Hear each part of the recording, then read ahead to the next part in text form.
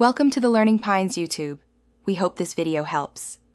In this video, I will explain how to change the keyboard.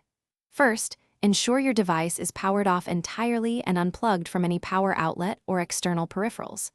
This crucial safety step prevents electrical shock and damage to internal components. Next, collect your essential tools, which typically include a precision Phillips head screwdriver, size 0 or 1, and a thin, non-conductive prying tool, often plastic.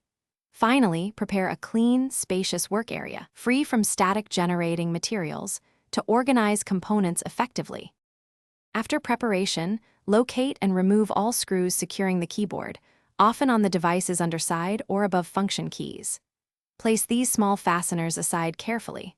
Next, use your plastic prying tool to gently release any retaining clips or latches holding the keyboard in its housing.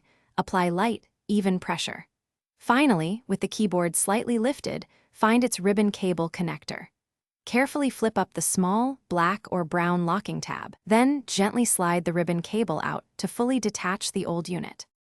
With the old keyboard removed, take your new replacement unit. Gently slide its ribbon cable straight into the open connector on the motherboard, ensuring it seats fully.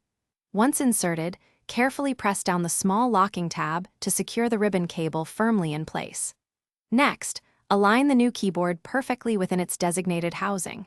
Gently press down until any retaining clips snap into position, then reinsert all the screws you previously removed to fasten it securely. After securing the new keyboard, carefully reattach any covers or panels you removed. Power on your computer and allow the operating system to load completely, usually taking about 1 minute. Once loaded, open a text editor or word processing application. Thoroughly test every single key on your new keyboard, including function keys and the number pad, to confirm all inputs register correctly. If any issues arise, power down and gently recheck the ribbon cable connection before retesting. Thanks for watching. Consider subscribing if we helped you.